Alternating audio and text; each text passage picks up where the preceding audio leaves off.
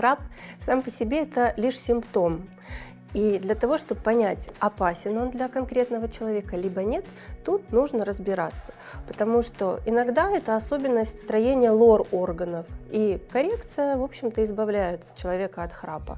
Но до четверти пациентов, которые храпят, к сожалению, имеют остановки дыхания во сне. Вот эта ситуация уже является опасной. Синдром апноэ во сне – это эпизоды остановки дыхания во сне. И такое состояние является достаточно опасным, потому что повышает риск развития инсульта, инфаркта, внезапной сердечной смерти, ухудшает качество жизни как пациента, так и его близких, которые точно так же не высыпаются. Это приводит к дневной сонливости, к разбитости по утрам, повышению артериального давления, частым утренним головным болям.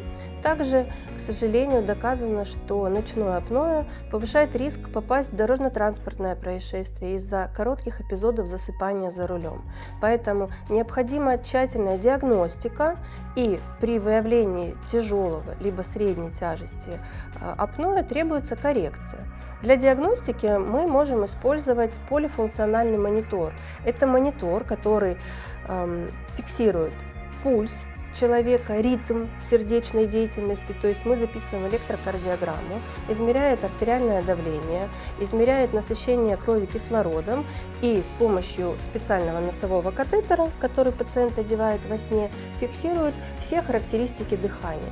Исследование проводится амбулаторно, это безболезненно, безопасно для пациента. Он с этим прибором уходит проживать свой обычный день. И мы по результатам уже определяем, есть у него остановки дыхания во сне и требуется ли коррекция. При выявлении синдрома апноэ существует единственный метод коррекции – это СИПАП-терапия. Это, опять же, специальное устройство, которое во сне поддает воздух под определенным давлением и устраняет эти остановки дыхания. Пациент уже после первой ночи чувствует себя гораздо лучше, и он просыпается со словами: «Доктор, я так никогда в жизни не спал». Начинает лучше контролироваться давление, снижается потребность в определенных препаратах, начинает пациент снижать вес, потому что такие пациенты часто имеют избыточную массу тела. И, в общем-то, качество жизни в целом пациента возрастает в разы. И, естественно, мы таким образом снижаем риск сосудистой смертности.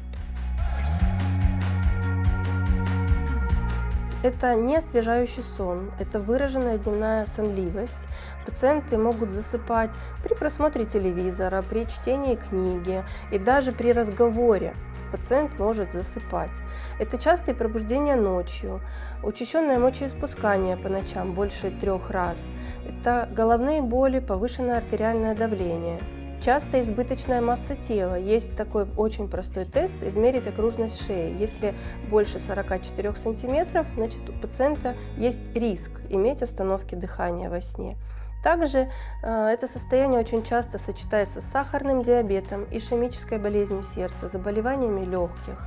И, что интересно, таких пациентов часто приводят родственники, которые пугаются остановок дыхания во сне, и супруга, к примеру, приводит мужа на консультацию к врачу. Для пациентов, которые проживают одни, вот те самые приложения, которые отслеживают сон, у них есть функция записи, и иногда пациент знает, что он храпит, потому что ему показывает его телефон, к примеру. Синдромом ночного апноэ страдают люди в возрасте от 40 и до 70 лет. Мужчины чуть чаще, однако возраст – это не такой четкий критерий, и гораздо моложе пациенты могут иметь остановки дыхания во сне.